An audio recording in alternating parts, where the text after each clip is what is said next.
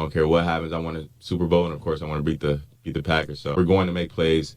We're going to cause turnovers on defense. We're going to score. We're going to be masters at situational football. So all of that just. What's up, guys? Swift back with more Chicago Bears training camp coverage. Lots to go over today, so let's get right into it. Still no real updates on Tevin Jenkins or Thomas Graham Jr. Both missed their second straight days of practice today. Luce did finally speak on Tevin a little bit, and he said he is working out with a trainer. So it sounds like it's an injury situation, but he also said he won't comment on minor injury situations. He then went on to talk about Lucas Patrick's injury and say that when guys have bigger, more serious injuries, he will speak about it. So to me, this means that Tevin's issue is either a minor injury or that he is being isolated due to COVID. Remember, that is still a thing. Justin Fields caught a little bit of heat on social media early in the day because he had a couple of interceptions, one bouncing off of Mooney's hands, and the other Jaquan Brisker made a great play on. Equanimous St. Brown scored a few touchdowns today from Justin Fields, one later in the day catching it over Kyler Gordon for a score. I think I will be shouting out a different wide receiver or offensive playmaker not named Justin Fields or Darnell Mooney who stood out. Today's guy would definitely be ESB. He made some big plays and impressed in his chances with the first team. It's a good sign, but I'll still need to see more before I get too hyped. Tyler Gordon also gave up a touchdown to David Moore. He had great coverage, but Fields' ball placement was perfect. Nasimba Webster caught a touchdown from Fields on another perfectly placed pass. Fields also connected multiple times with Darnell Mooney and Cole Kmet again today. Both guys continue to make plays regularly throughout camp. Fields made some plays with his legs as well, getting away from Trevis Gibson and throwing a TD on the run. And then on a play where the line didn't seem to block much at all, he sprung to the outside and ran in a TD himself. We have to remember that Fields' legs are dangerous and brings another aspect to this offense. Today's offensive line rotation featured a lot of rookies. Cody Whitehair got a Veterans Day off. At left tackle, Riley Reef started the day off, but Braxton Jones did work his way in and split time as well today. Zachary Thomas spent most of the day with the first team at left guard. Doug Kramer started the day off at center, but rotated with Sam Mustipher. And it was mostly Jatiri Carter, who had a couple of really good reps versus Justin Jones at right guard. And then at right tackle, Larry Borum was out there all day. Coach Flus did mention Mustipher and Kramer in a heated competition for the center spot.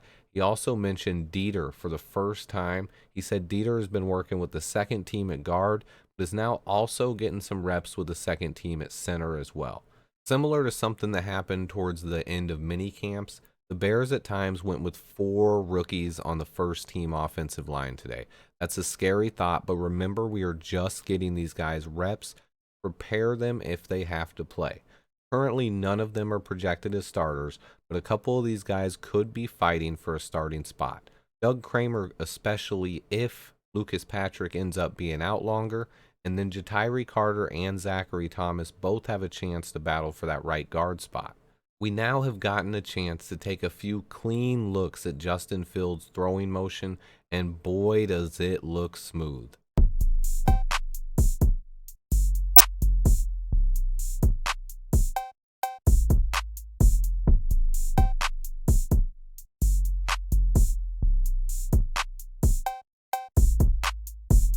There's not any huge changes other than eliminating the hitch and speeding up the process overall.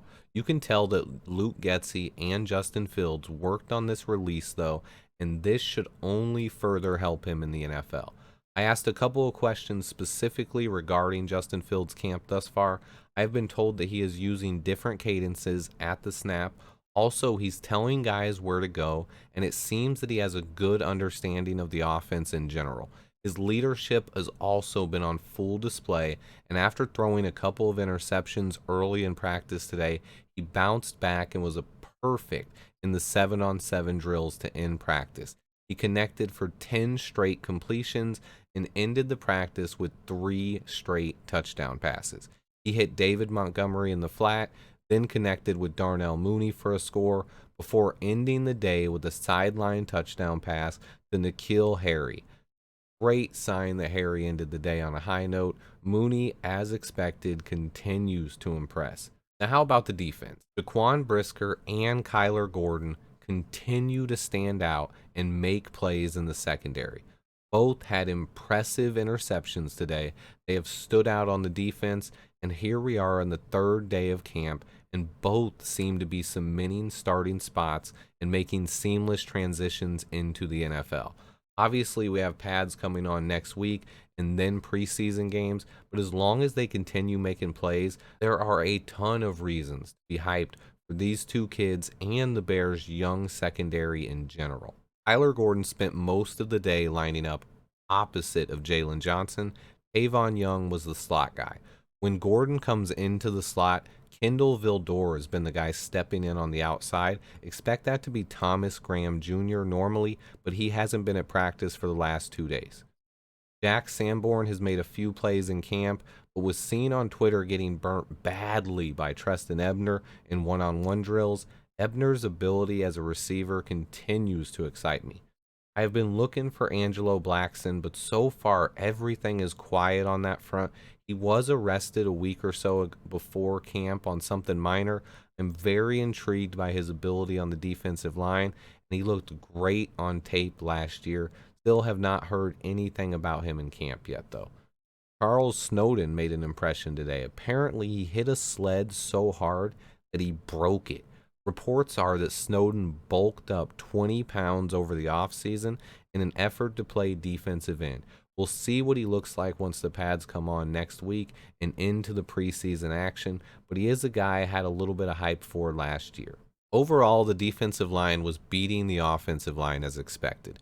Fans must understand that without pads, it is hard to block guys, and the real tests begin next week. So don't focus too much on that just yet.